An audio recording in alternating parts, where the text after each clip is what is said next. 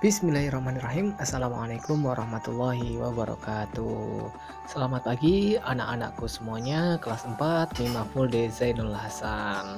Ya, di sini kembali lagi bersama Pak Guru dengan pelajaran sejarah kebudayaan Islam.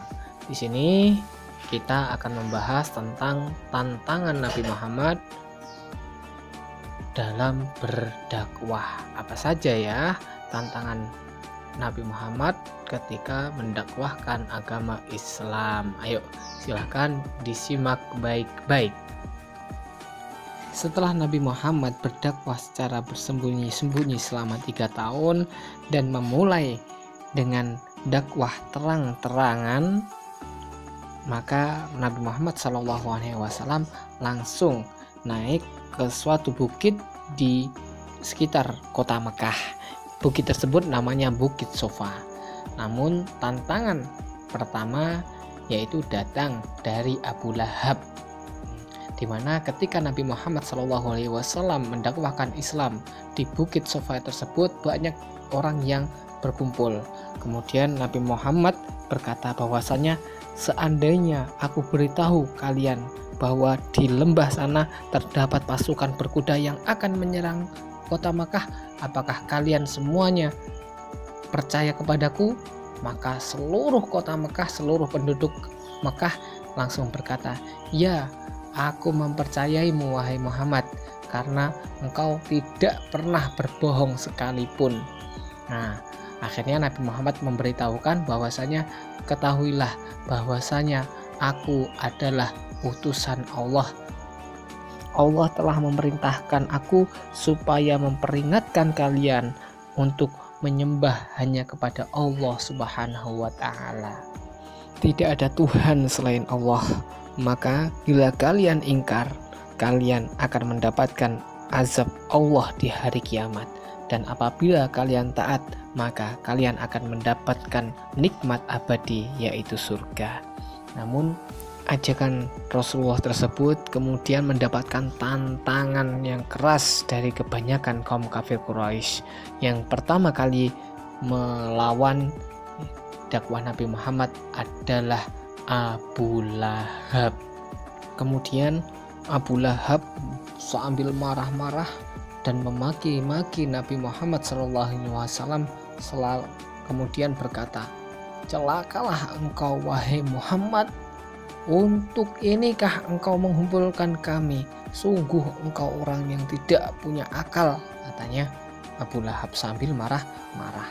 Akhirnya Allah Subhanahu wa Ta'ala membalas ucapannya Abu Lahab itu dengan surat Al-Lahab ayat 1 sampai ayat 5 yang berbunyi, tabbat yada abi lahabi wa tab, hingga akhir. Nah, sehingga inilah orang pertama kali yang melawan, yang menentang dakwah Nabi Muhammad sehingga diabadikan dalam Al-Quran.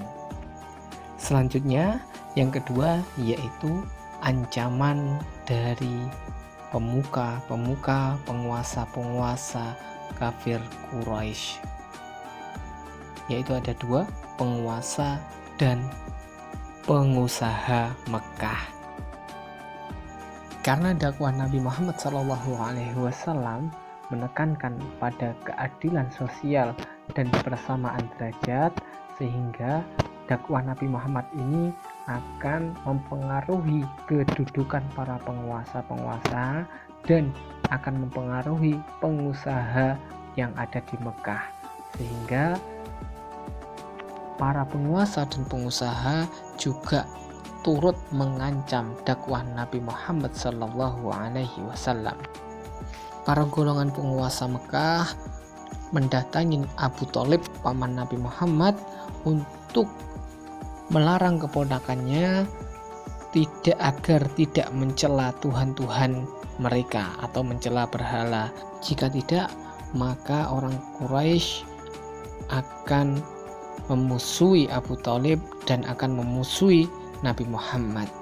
Namun ancaman dari golongan penguasa Makkah ditolak oleh Abu Thalib dan dijawab oleh Nabi Muhammad SAW. Wahai pamanku, seandainya mereka meletakkan matahari di tangan kananku dan bulan di tangan kiriku agar meninggalkan dakwah agama Islam, maka aku tidak akan pernah meninggalkan dakwah agama ini hingga Allah memenangkannya atau aku akan hancur binasa karenanya. Itu jawaban Nabi Muhammad SAW terhadap ancaman penguasa Mekah. Itu beberapa ancaman yang dialami oleh Rasulullah SAW dan dalam mendakwahkan agama Islam. Demikian video pembelajaran sejarah kebudayaan Islam. Terima kasih atas perhatiannya. Sekian. Assalamualaikum warahmatullahi wabarakatuh.